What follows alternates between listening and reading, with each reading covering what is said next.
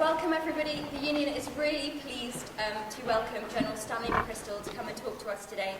Before I start, I just want to say thank you to all the non-members who made it here today. So the Cambridge Officer Training Corps, I've sent a lot of people, and also the NATO military personnel who've also made the effort to come today. We appreciate it. Stanley McChrystal is a retired 4-star general of the US Army. His last assignment was as commander of the International Security Assistance Force and of the US forces in Afghanistan. He has also served as the commander of the Joint Special Operations Command, once called the most secretive force in the US military by Newsweek. The title of his talk is Complexity and Understanding in International Relations. Thank you.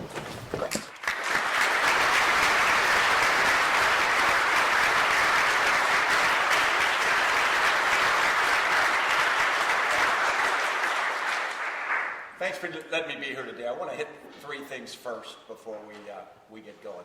The first is I want to recognize the comrades that I served with. For a number of years I served with members of the British Special Operating Forces. Then in Afghanistan I served with the much wider British Army. And I know this is an international crowd, but one of the reasons I like to come to the UK is because I have an extraordinarily close relationship and high regard for that element. And then when it became an entire NATO element, I have NATO comrades as well. When you get to my age, you'll understand how important those kinds of relationships become for you. Second, when I think about how we ought to look at these things, I think is very serious. So I'll ask, yesterday I gave a talk, and in that talk, someone right near me fell dead asleep as I was talking. So that was my wife. And so I'd ask you to keep an eye on her, and if she starts to nod off, somebody just quietly tap her. Yeah, just don't capture her imagination. Let me also tell you why I think it's important that we be here today, and why I thank you for being here today, because the people who come here, regardless of what you think, are thinking, and they're thinking about something important, and that's the key. When you start thinking and you start listening as well, there's always a chance for progress. When you stop thinking and you start talking, it tends not to make as much progress. Some time ago I said when you think about the region that I am most familiar with, and we'll talk mostly about today, Afghanistan, Pakistan, and the wider Middle East, I would describe the way people ought to approach it with the word humility. And I would tell you, I think that's still true, and I still have that. What I don't know about the region still frightens me. And what we as a group need to know should be balanced by how much engagement and how much investment we are making with our national treasure, our people, and the impact on people around the world who are important to us. And that should be everybody. I want to start by saying, when you look at something as complex, and we'll take Afghanistan, you look at something as complex as Afghanistan, one of the things to understand is that people see things differently. And people are a product of what they have known, what they have read, what they have been told, or what they have personally experienced. And yet the same period of history might be viewed dramatically different from different people. So when you come together and you go to discuss the way ahead, and you think that everybody can read the same history you read, go on Wikipedia and find out the fact, then in fact you might find it's different. So if we talk about just recent history in Afghanistan, just the golden age of modern Afghanistan, that would probably be the 1950s to the early 1970s. And there was progress in the country. And there was a sense of hope because there were big water projects down in the Helmand River Valley where forces have fought so bravely for the last 2 years. Irrigation-based agriculture was allowed to start to grow, and there's a tremendous amount of goodwill because of that. People went to Kabul for vacations, women in Kabul. Some had mini skirts, women were in school. It was clearly still a developing country, but there was a sense of movement forward.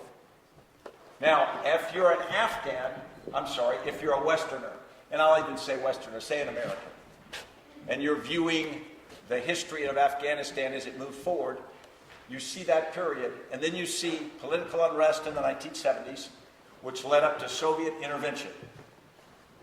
From 1979 to 1989, the Soviets were in on the side of the Democratic Republic of Afghanistan, one side, in what became a very, very difficult civil war. From an American's viewpoint, during that 10-year period, the Soviet Union, our Cold War opponents, were growing their empire. We assisted the resistance groups going through Pakistan, providing that resistance with money, weapons, and if you've seen or read Charlie Wilson's War, you know the Stinger missile system went in, and starting in 1986, changed the face of the fight. If you are truly deep into history, you'll know in 1986, the United States sent Rambo in. He might still be there, I'm not sure. And then in 1989, after fighting, the Soviet Union withdrew from Afghanistan, and the last Soviet soldier, general officer, walked north across the bridge out of Afghanistan. From an American point of view, a number of things were viewed at that point. First, victory. Okay, the Soviet Union just got theirs for Vietnam. We had Vietnam, they had Afghanistan. We helped that happen. Good. Second, our Cold War opponents lost. That was good. They did not manage to expand their evil empire. The Afghans had been given help to liberate their country, and we had done a good thing. And there was a sense that the Afghan people ought to have a measure of gratitude to the United States for all that we had done to help them. That's a reasonable perspective. But if you're an Afghan, you might see it a little differently. You might see, in 1979, the Soviet Union intervention led to 10 years of bloody war. And you might remember that 1.2 million Afghans were killed. In an American population of about 300 million now, that'd be about 15 million Afghans, based upon the population then. 5 million more Afghans left in a diaspora that took who leaves when you have that kind of thing, people who can leave.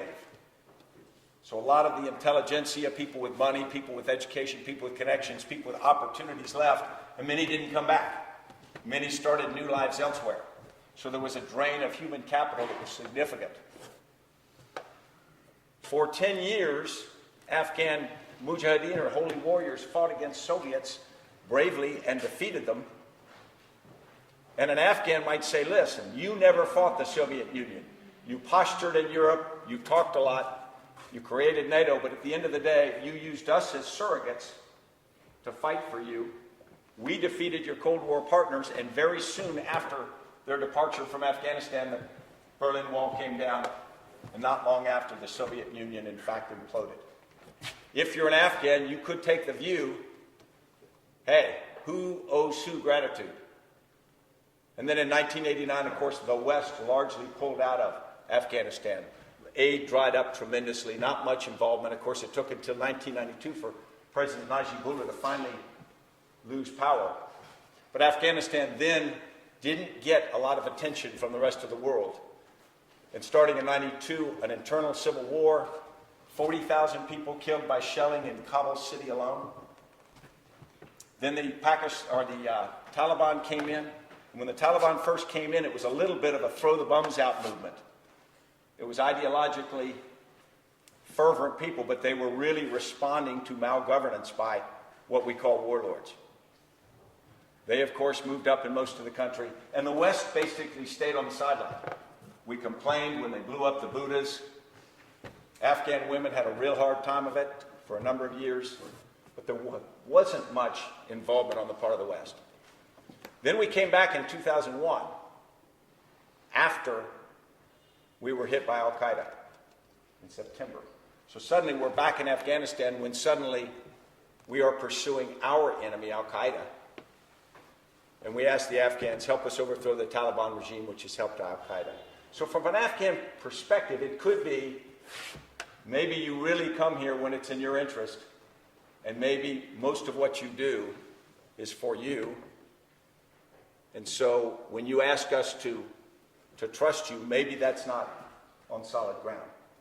Now, what I would tell you is those are two perspectives. There could be other perspectives as well. And I don't say one is better than the other. But what I'll say is when you meet someone, you got to know that perspective. You have to respect it. If you have lived a life that is one way, and then you don't know that they've spent 3 years in a refugee camp, they've come back in, they've done incredible things to try to get where they are, and you just don't have that consciousness, then when you hear or when you think you're listening, you may not get the communication that's coming through. So the extraordinary difficulty of doing that is something that we have got to pay much greater attention to. We don't spend nearly enough time trying to understand. As you know, there was a recent raid into Pakistan, and we can talk about that, into Abbottabad, named after James Abbott, who was one of the East India Company officers who went north. And when you went into the East India Company, your first tour of duty was 10 years. Your first year, you learned Hindustani, the language. Then you went up and you worked in very ones and twos in an area to work with the people. And whether you agree with the aims of the East India Company or not, they decided that they're going to put somebody in, the person better figure out what they're trying to do, at least understand.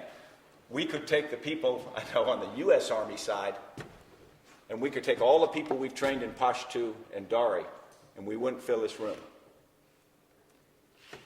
And yet we've been there 10 years. And those are the kinds of challenges we just don't take seriously enough. We tend to come in from the West and we tend to listen the way we want to listen and see through the lens we do. And it's not because we're bad people, because it's good intentions. We're spending money, we're shedding blood, our own, but sometimes we don't stop to understand it well enough. One of the phenomena that I was fascinated by is I would go around the country and I'd meet with Afghan leaders of every type and ethnicity. And typically, if I went to a more rural area, the leader would have a big beard, he'd wear a turban, and he wouldn't speak English, obviously. And I, embarrassingly, don't speak Dari or Pashto. And so we'd go through an interpreter, and we knew we were very different. We were dressed differently, we spoke different languages. But we started with that understanding, and because we both knew that, it almost made it easier. Because I knew that there was not only a language difficulty, there was a cultural filter we were going to work through. And they did as well, and they were remarkably gracious people. It's one of the reasons I'm not unbiased about it. But then you speak to a more westernized leader, someone like President Karzai, who I also consider a good friend. But he was educated first in Kabul in good schools and then in India in British schools. He speaks beautiful English, better than I do. Many people do. But then, when you deal with him, you forget that you're dealing with someone who's an Afghan, who's a Pashtun, who's from the Kandahar area, and you suddenly think there are no cultural differences or cultural barriers, and there's also no difference in perspective. But there's a complete difference in perspective. His life and background has been 180 out from mine. And so what I learned I had to do was most of my time with President Karzai, I was just listening. I would just sit and listen, and I'd ask him questions. Every once in a while, I mean, he's younger than I do, but I'd say, hey, tell me about the old days. Because if you want to know what somebody thinks, you got to understand where they've been, what they do, who they care about, and that sort of thing. So that's a way to think about the region. It doesn't give you the answers because I don't have them. The one other thing I'd like to talk about before we go into question and answers is the recent operation to bring Osama bin Laden to justice, because it's obviously on people's minds. And it's got a lot of implications, and I don't know all the implications yet. The first thing is, if you go back to 9/11, now let's go back earlier than that. Let's go back to when Al-Qaeda declared war. Most people think that was September 11th, 9/11. It was 1996. They were at war with the United States for 5 years before the United States, really, most people figured it out. They attacked embassies in Africa, and they killed mostly Africans. They attacked the USS Cole. They did a number of other things to kill people. And then on 9/11, if you go back and watch the tape, some of you may not have done that, you may have, there's video of couples jumping out of the World Trade Towers holding hands. So if somebody asks me whether I think Osama bin Laden needed to be brought to justice, that answer's pretty easy. He did. So that was very important. Now, what does it mean that he's gone? Well, we're not sure yet. He was an iconic leader of an organization that's really misunderstood. I view Al-Qaeda as a sort of a core group of associate, hardcore friends who've developed this ideology that is political wrapped in a religious wrapper. But then outside that, there's almost a franchise of branding to the people that they push a wider ideology on. They leverage frustration and humiliation on the part of people in a region. And they leverage that to try to push for an Islamic caliphate. What does it mean to have the iconic leader gone? Operationally, I doubt it means a lot because I don't think he was running the organization on a daily basis. But it probably does several things. One, it probably signals persistence and relentlessness on the part of the world to get justice. And I think that is important. It probably causes a lot of questions. It brings that issue back up on the table. What does Al-Qaeda mean? Who supports it and why? And that's important because we've got to talk about that. It'll, of course, bring into question, is the mission in Afghanistan over? And it's probably healthy that question get asked because you never want to have something where you're having people dying and you're not asking questions about it constantly. And having been at the dying end, I want people talking about it. The last thing you want to do is be in a forgotten war. So I think it's pretty important we consider it in that. And then, of course, I think the Arab Spring is extraordinarily important to talk about. But I'll only do it if you want to. And I'll stop there and open for your questions.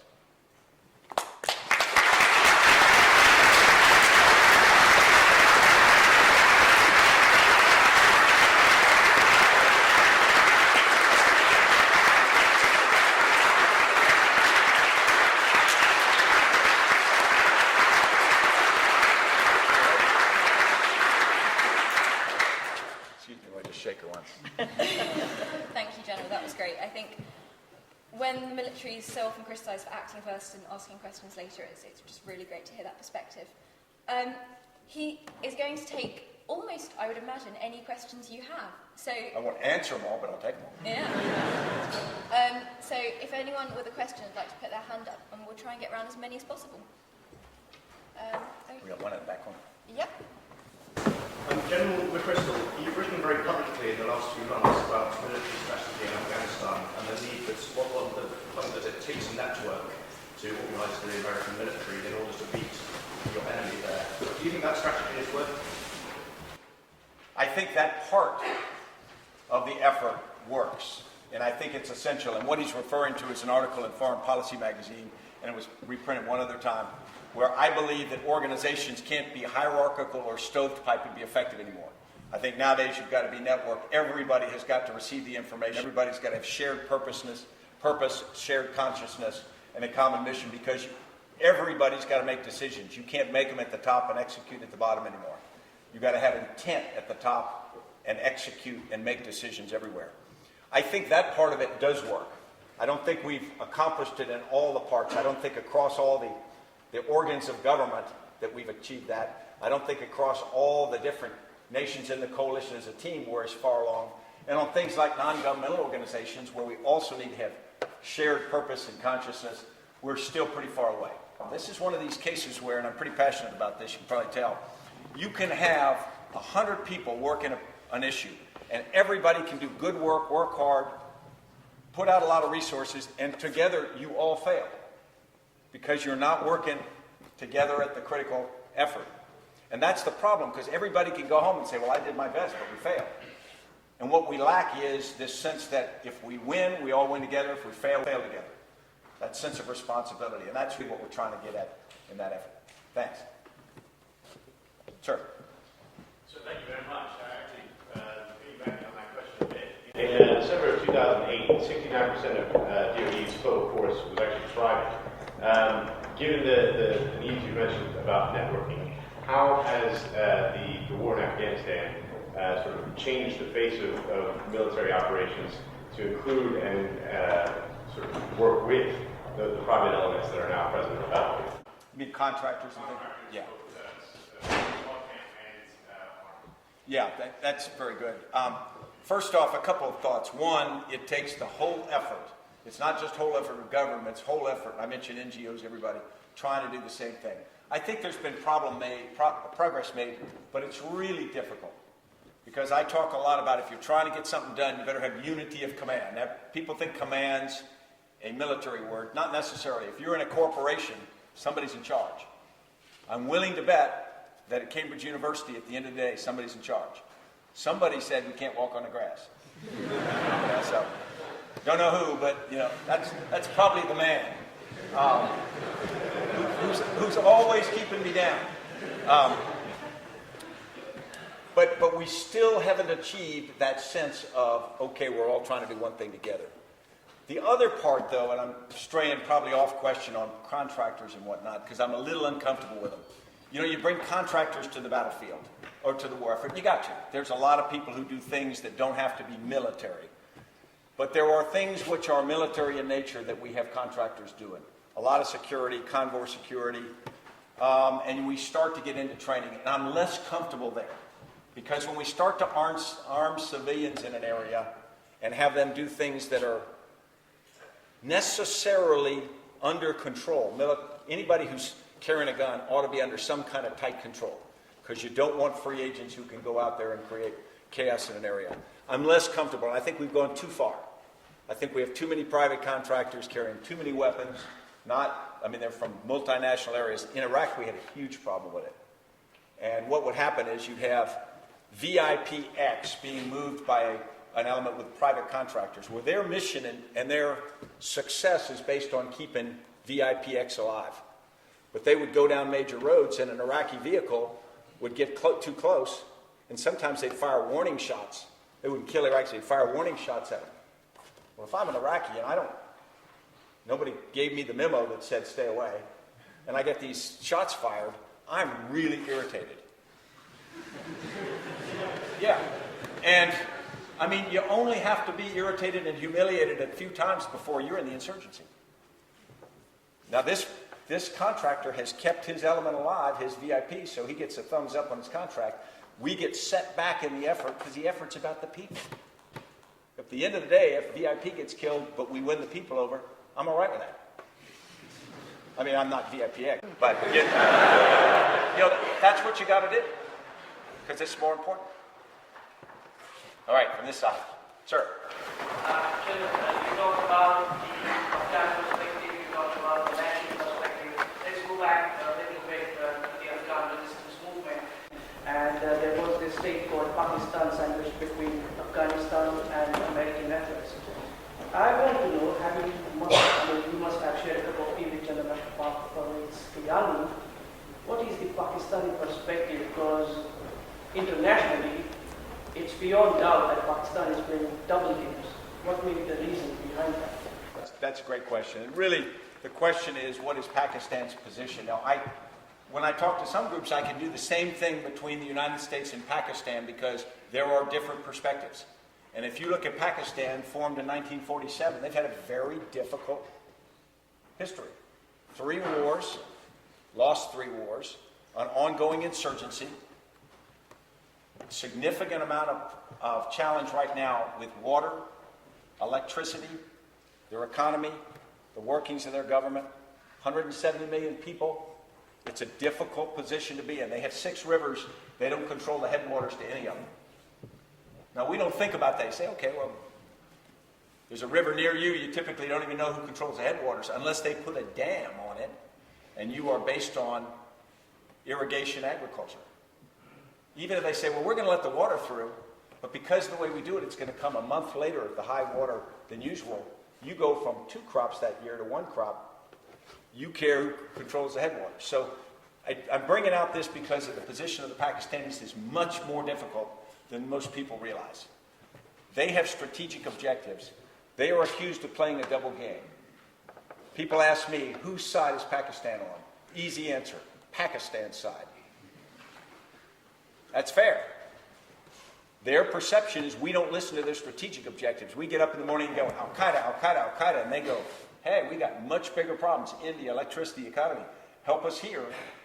Because Pakistan has the same perception that after 1989 we walked away from the region and they were left with just India there in a very difficult Afghanistan, and they tried to help control events in Afghanistan through the Taliban. Remember, they had this Mujahideen had won, but then they broke into civil war, they had chaos going, they had a bad situation, and one of the things Pakistan did said, we got to have some way to control what's happening. And they helped the Taliban to do that.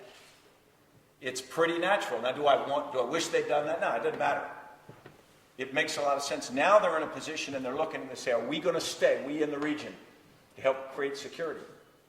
And we say, yes, we are. And then they read our newspapers, and our newspapers say, out now. And they read our newspapers about, they said, Osama bin Laden was found in Abbottabad. We got to get out of here. So we wonder why they sort of hedge their bets on how much they embrace us. 1991, after Pakistan went nuclear, the United States cut off all military engagement under the Pressure Amendment. Now, what does that mean to say a military engagement? That's all the Pakistani military we brought to the United States for training.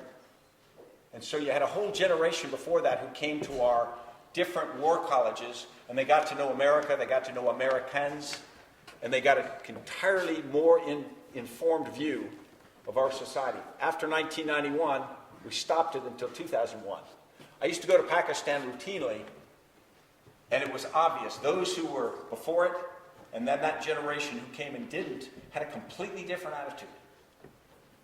They started with much greater suspicion of the United States and whatnot than the West in general. Now, we were able to make a lot of progress after 2001 working through that. But the only way you make progress is a lot of engagement, time, sitting, drinking tea, talking, not writing newspaper articles about each other and saying how much you don't trust them. You actually got to sit down with people and listen. And that's hard. But that's what works. That's what I believe works. You know, we want to make strategy and policy something empirical. We write down our strategic objectives, and we take a diplomat or a military leader and we say, go over there and achieve these objectives. The objective ought to be there. Go over there, understand them, and make deep relationships with them. Get to know them and have them get to know you. Make friendships. Then when you've done that, come back to me and we'll talk about what our objectives are. Sir. I've been working in Pakistan aside in education for the last 4 years. So I feel I'm bound to ask you, what do you think of the US drone policy inside Pakistan's borders, which has been ratcheted up by Obama in the last few years? Yeah. So I can't discuss the U.S. drone policy. What I'll do is I'll talk a little bit about wider policy, and hopefully that it addresses. There's a perception in Pakistan that U.S. policy is completely centric on al-Qaeda and achieving our aims. And that paints Britain often with the same brush.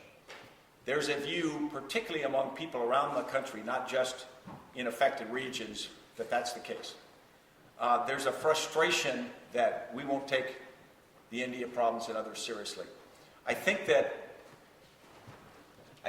is an understanding that there is a requirement that elements like al-Qaeda, who tried 3 times to kill President Musharraf, and when he comes soon, he may share that same thing.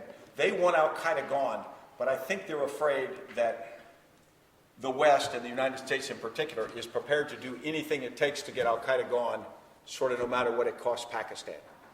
Whether that's true, that can be a perception, and I think it's very damaging. And for all that we do for Pakistan, we don't get the wider message out very effectively. Sir. There seems to be a bit of fuzziness around the Osama bin Laden raid as to whether it was a kill and capture mission or whether it was a kill or a capture. Just in your opinion, what do you think best case scenario for the US would be? Would it be which? What do you think they actually meant to do? I wasn't on a raid. I can talk history. Yeah. First off, the authority was there to drop a bomb on the compound. So they could have simply dropped a bomb on the compound and killed Osama bin Laden. And everybody was agreed to that. And if you'd gone back a few years, there wouldn't have been many people in any country that said that would be a wrong thing to do. And I'm not sure it would have been a wrong thing to do. The problem was there were a lot of civilians in that compound who would have been killed as well. And if you notice the account of the raid, almost all the people in the compound were not harmed. In fact, they were just left. So the other part of dropping a bomb is you drop a bomb on something like that, and then there's great question about was Osama bin Laden there. And for a case like the Pakistani population, they go, no, wait a minute, you're dropping a bomb and there's no guarantee that he was there. So it seems to me the raid was made to prevent that scenario. When the force goes on the ground, in my entire experience, and I did it a long time, we never once sent a force on the ground that said you were not to capture someone. Because you can't do that to an operator. And an operator is the guy with the gun. The reason is, it's a violation of the law of armed conflict to kill someone who's trying to surrender. And so you can't tell somebody, go in there and kill somebody if they're trying to surrender. I never once saw that order. I never once gave that order. I never once saw that order. I never once even did the wink or nod and said, hey. Now, on the other hand, hey,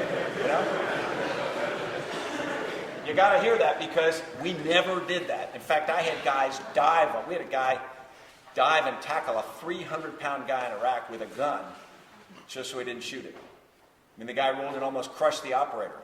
But, guys are doing that stuff every night. In a case like this, however, you got to understand when somebody's on a target, things are moving fast, you got a very tight timeline, and we have such a history of suicide bombers under robes. Operators are in a very difficult position. So I don't know any of the specifics on this one. But I would tell you, I never saw anybody just go in to kill somebody like that. Do you think the rules are different? I'm sorry? Do you think they would ever think that the rules are different if someone is so important? I don't know. I certainly have no reason to believe that. But I just don't know. Sir? You read that? Did you read the article, or did you read the articles about the article? Good. Were you a little naive to talk to the journalist with such candor, or were you a bit more wily and you were using him because you saw in Afghanistan things were not going the way you wanted it to go, or as well as it was going, so you thought, okay, let me implicate people who won't be raked over hot coals like I will if this mission fails, like Holbrook, like General Jones? Wow. Yeah, that's the conspiracy theorist of conspiracy theories. Yeah. No. Now, here's the deal. And I have heard that theory before. I wish I was there now in Afghanistan. I felt very strongly about that mission. I feel it can succeed, and I feel done right, it will succeed. I cut off part of my heart when I left Afghanistan and offered my resignation because I feel so strongly about that. So I can tell you, in the strongest possible terms, no. Second is, if you knew me better, I'm not that wily. What happened in that article is, in my view, he was one of a number of embedded journalists that we'd had over times, and he was on again, off again. He was with us for short periods. If you had asked me 5 minutes before the article came out what the tone of the article would be and the thrust of it, I just said, hey, it'd be fine. It'd be about team and no sweat. When it came out with the tone that it did, I was completely surprised. It was, in my view, a far different contextual picture of us than I had of us. And I think of the team. So I thought that was the tragedy of it. And what bothers me so much about it is, for any number of reasons, I let down the people I was working for, which is the troops in the field and the Afghan people, because I let that happen. Sir? General, I'm sure you're well aware of Bob Woodward's book, A Bomb's War. Do you think it gives an accurate description of how the decision to search troops into Afghanistan was made? Do you think that was the right decision? And do you think it was made right? Yeah. Let me take the second half first. I think the decision-making process for that was generally very good, and the parts I was involved in were very good. President Obama sat a series of VTC-driven National Security Council meetings, looked at different parts of it. We submitted papers and all this kind of thing. So I felt there was due diligence in the decision-making process that was good. Now, I was in Afghanistan, so I didn't see anything else happening in D.C., so I didn't have a sense of conversations that were occurring that I was not a part of. So I felt very good about that part of it, and I actually think that the outcome of that decision was right. I think that decision was right. I don't think that decision is one we should have had to make. Reality was we let Afghanistan, for a number of reasons, get in a position in 2009 it never had to be in. And so in 2009, we had a case where we had a raging fire, and the only thing you can do is put a wet blanket to get enough security so you can do the other things that have to happen. If we couldn't get more security, There's no point in talking about governance and development because you just can't get there to do it. So it was an unfortunate requirement at that time to do it, and we couldn't grow the Afghan National Security Forces any faster. If we could, we ratcheted it up anyway. We looked at every possible way to avoid asking for more troops. And when I went to Afghanistan, I didn't think we were going to have to ask for more, but the situation was much worse. Now, do I think Bob Woodward got it right? No. I think Bob Woodward reflected what people told him. And he talked to some people, and when people talk to him, they gave him their perspective. And I don't think that perspective is complete, and there are parts of that book that I think are fairly inaccurate in providing the full story in the context. Sir?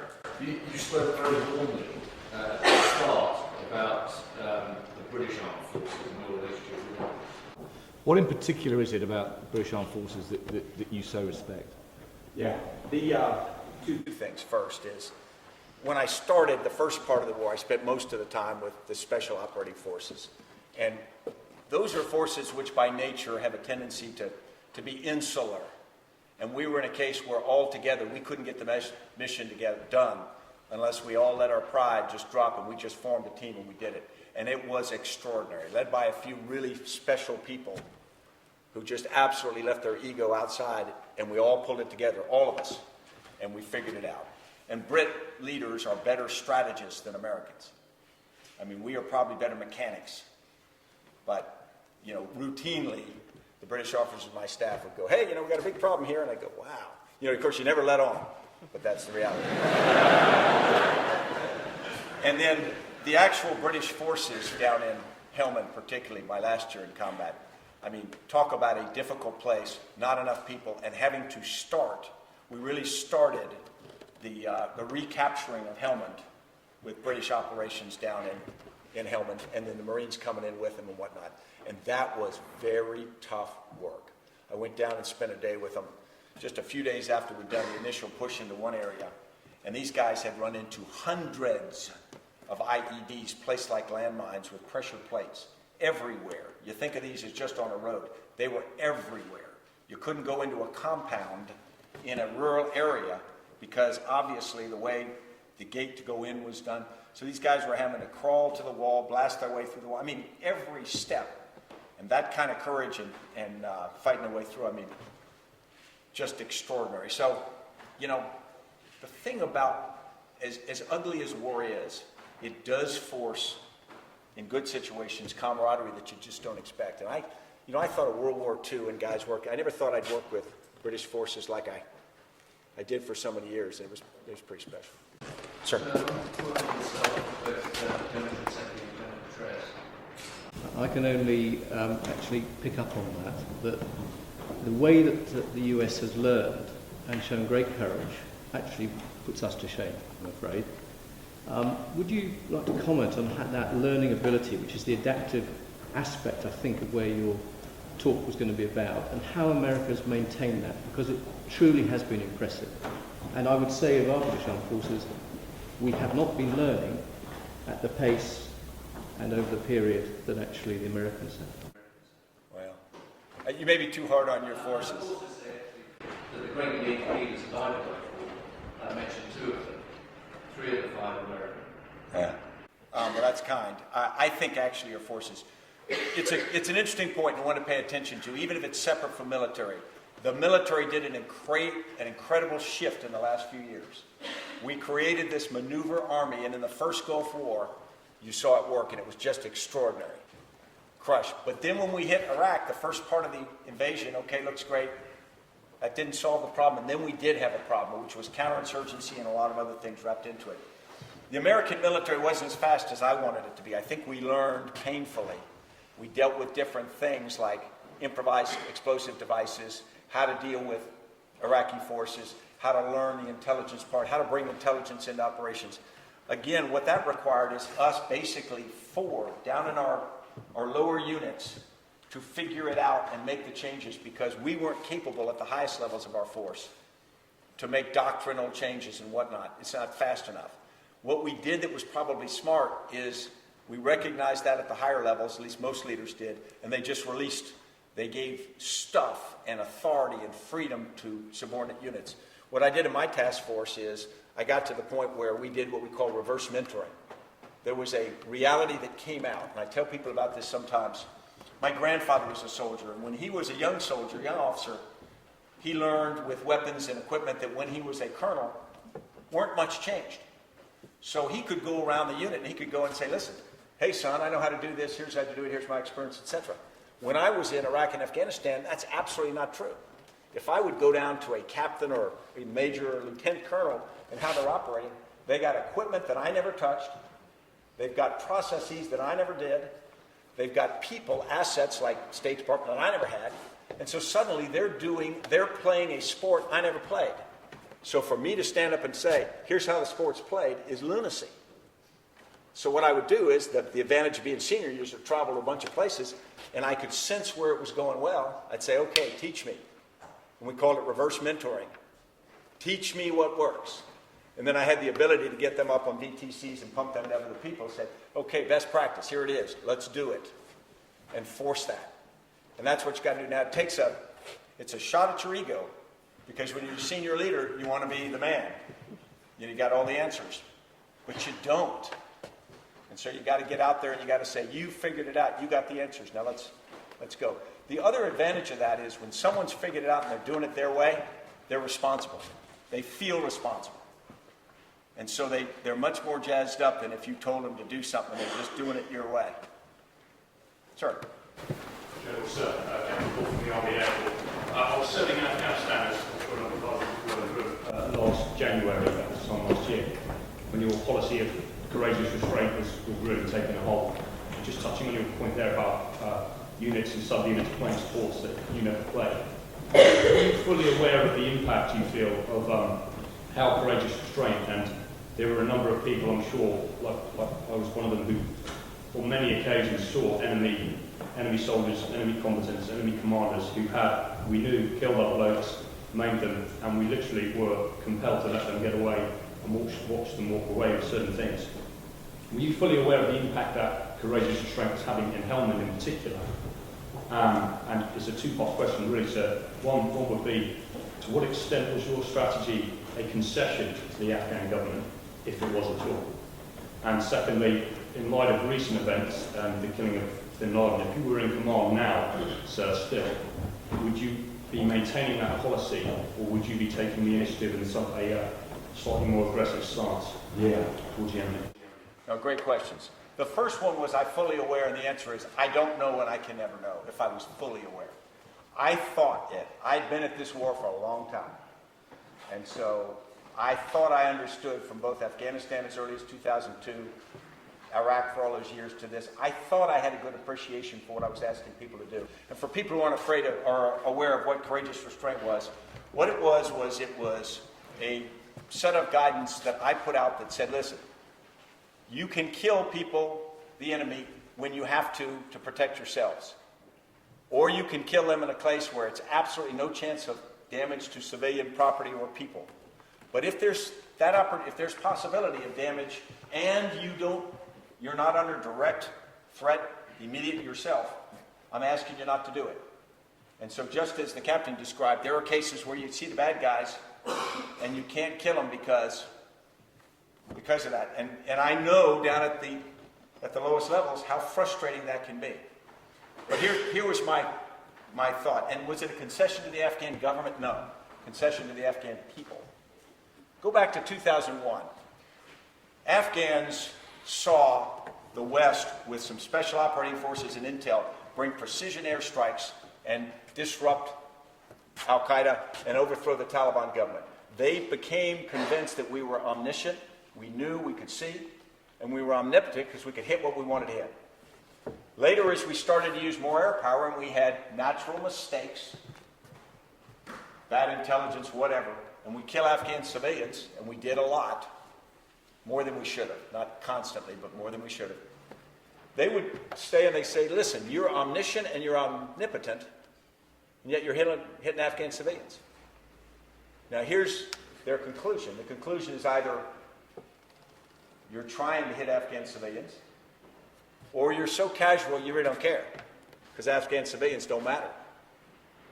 When I got to Afghanistan in the summer of 2009, I came away very quickly to the conclusion, if we didn't stop killing Afghans, we would lose the war. Now, there's a moral aspect to this, but it had nothing to do with morality, what I was doing. A counterinsurgency means you must win the support of the people. If you kill them, you don't get their support. If you are casual about it, you don't get their support. And we did a lot of deep studies, brought the London School of Economics out to study it, and it absolutely proves out. Where you've killed civilians, the insurgency rises very rapidly. So that policy was based on the understanding that I was going to put our forces at more risk, and I knew that because the only way we could win was to win the Afghan people. That's why I didn't wear body armor. That's why I told people we had to drive more carefully. That's why we tried to do all the things that we could to undercut that sense of separation between us and the people, and it's really, really hard. So I knew, at least I had a big appreciation for hard and how much I was asking from the force to do this. And I was incredibly impressed by how well the force did it. I don't think because I asked them to do it. I think it was more a case of people trying to do the right thing. But people who watch from afar may not understand just how much you ought to be impressed with the young people who are out there doing work. I mean, they really, the amount of maturity and restraint and courage with that is extraordinary. And thanks for your service. Sure. General McChrystal, in 2009 there was an article by Seymour Hersh about a growing sense of instability around Pakistan's arsenal, as well as increasing fundamentalism within the Pakistani military. 2 years later, do you think that sense of precariousness still remains and will draw the United States into more direct involvement in Pakistan? Yeah. I don't remember the article specifically, but there is a concern on the part of many Pakistanis, and I don't know how many, but you read and hear it, that their nuclear arsenal is something that is viewed as a threat, so much so that the United States or the West might try to secure that, either because of instability or other reasons, to take control of that and take away their nuclear capability. I don't believe that that's the policy of NATO or the United States. I don't believe that that's something that is likely to happen. But I do recognize that, again, we get back to my first part, perceptions matter. And if people have the perception that that's a threat, then it's something we have to pay attention to and deal with the perception of it. So I think that's important. Let me jump back to this side. Sir. In 2007, President Obama, he was a U.S. Senator, opposed the Patriot strategy, which resulted in the de-escalation of violence in Iraq. But then in 2009, he authorized 20,000 troops to go to Afghanistan. Do you feel that the political leadership has been inconsistent with regard to Iraq and Afghanistan? I think that political leadership takes each challenge as it goes. I think that the leadership sees a war one way, and then two things happen. One, every war changes, situation changes, and also the position of people and the times change. So I think that what I go back to what I said about the process with President Obama, I thought there was a very studied, careful process on his part to really get in and wrestle with a decision. I don't imagine that any president wants to send more troops. As I told you, when I got there in the summer of 2009, I didn't think we were going to need more troops. And I arrived with that, and I thought just my good looks and dynamic leadership were going to do it. And I realized, looked in the mirror, and we're going to need more troops. Now, but I think he very reluctantly came to that decision. But that actually makes it a better decision because he had to be convinced. And I feel better about it because we went through that process to convince him. Sir. I'm sorry. Yeah. Yeah, absolutely. Because I think this is the big deal. People talk about the death of Osama bin Laden. I don't think that's as big a deal by any factor as the Arab Spring. Now, what's happening, as I view it, one guy's view. First off, if you look at where it's happening, Tunisia, it lights off, Egypt, Yemen, Libya now, Bahrain, Syria. There's a lot of movement going, and they are not unrelated. but they are also each distinctly different. Look at the difference between Libya and Egypt. Egypt is a functioning government, a functioning bureaucracy that became increasingly autocratic under President Mubarak. There's been a lot of economic growth in the last decade in Egypt, but it's been enjoyed by too small a group of people. It's part of the upper middle class and then the middle class. So there's a group of people who didn't enjoy that, and there's frustration. And not much, some political freedom, but not much. Go to Libya, completely different. There is no effective bureaucracy and state in Libya. It's a bunch of deals with tribes and then a group around Gaddafi of Gaddafi cronies who run the country. So if Gaddafi suddenly falls, someone isn't going to have to just redirect the state. They're going to have to build Libya in terms of a state. So they're very different. And the reasons people are rising have similarities, but I ask you to look at each of these and don't think of Arab Spring as, it's like people look at the region, they go, the Arabs. And the Iranians hate that. They go, we're not Arabs. The Afghans hate that. So it's important we understand. Now, what do I think is the reality of the Arab Spring? If you go back in history and you look at how Middle East history in just the last 100 years has developed, as it comes forward in the last part, we had the rise of pan-Arab nationalism, President Nasser really pushing the West, trying to pull parts of the Muslim world together, in his case the Arab world together. Then it was discredited with the defeat in the 67 war and then his subsequent, he was embarrassed a couple of times after that. And what that did, two things. One, it allowed Islamic extremism to have a new way to go, look, that way didn't work, don't believe in that, believe in this. And it also caused, or it helped, the rise of some autocratic despots like Colonel Gaddafi in 69 in Libya, the evolution of President Mubarak's control, President Saleh in Yemen, pretty strong guys. Now we say that's all bad, but I'll tell you, we've all been benefiting from one way from that. Oil's flowed pretty well, there's been a lot of stability, there's been peace between Egypt and Israel for 30 years, and it's hard to put a price on that. So we enjoyed some benefits from that. But at the same time, it was like the lid on a pressure cooker. Because that status quo stability, in my view, was bought at a cost. There's been a generation and a half of young people without social, economic, or political opportunity.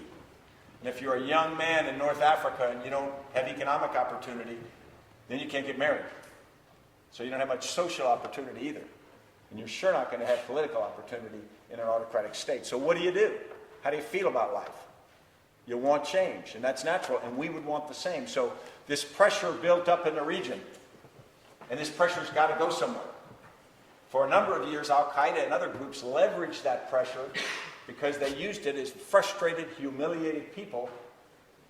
They were able to push it in directions against the West. They used things like the invasion of Iraq, and they sent a lot of foreign fighters in because it was venting of pressure, in my estimation. Now that pressure's gotten to the point where it's starting to move tectonic plates. It's starting to, like Krakatoa in 1883, it's starting to disrupt things. It's good in the long term, but it wouldn't matter if it's good or bad. It's fact. It's going to happen. It's going to happen more, in my view. There's going to be more change, and it's going to be chaotic. And people say, well, we got to control it. I say, we're not controlling that. We're going to watch it. We may help a little bit. We may benefit. We may trade. Hopefully we'll do the right things. But we don't control it. One, we couldn't if we wanted to. And two, it's not ours to control. There will be an evolution that will be chaotic and in some cases violent. But what we've got to do is figure out how we feel. Don't oversimplify and navigate our way along through this. But in my view, this is the big change. The Arab Spring's going to change all the region and with it much of the world over the change I think will be at least 10 years in occurring, and then it'll last many more years after that. Should we just take a last couple? Okay, we'll take two more. I'll take one from each side, sir. Has in your opinion, the human and material cost of a war material have been too great? I understand the need to react to it. I know there are a couple of towns around that had a push them out that died, but it seemed to have put it set certain events in motion. Afghanistan, for example, that has had a lot of human costs. Yeah. The question is the cost of the war on terror too great? It's so hard for me to answer. Was the cost of World War II too great? I mean, think about it.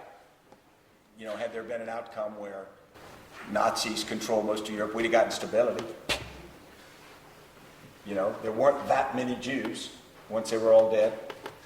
So, I mean, and that's a flip answer, but we got to step back, and we do have to understand it's hard to put a price on the war. It's been what it's been. Now, there have been some decisions, the invasion of Iraq, the wider attempt to build a nation in Afghanistan that cost a lot more than anybody wants us to, or wants it to. It costs more in money, costs more in people, costs more in everything. But we got to judge each one of those on their merits. As I told you, I'm not unbiased about Afghanistan. But when I deal with Afghans and I deal with Afghan women and all, I have a very difficult time saying we ought to walk away. I just feel pretty strongly about that, even with all the imperfections. So, yeah, I'm sorry about being flip. It's just, it's hard to answer that question. So I wouldn't know what it would have been worth to begin with. And I'll take one from this side. Sure. On a more light-hearted note, I was wondering what you think of Donald Trump and whether you think Wow. Yeah, let me tell you, I made an absolute vow to myself when I retired to stay out of politics, and I hope he does too.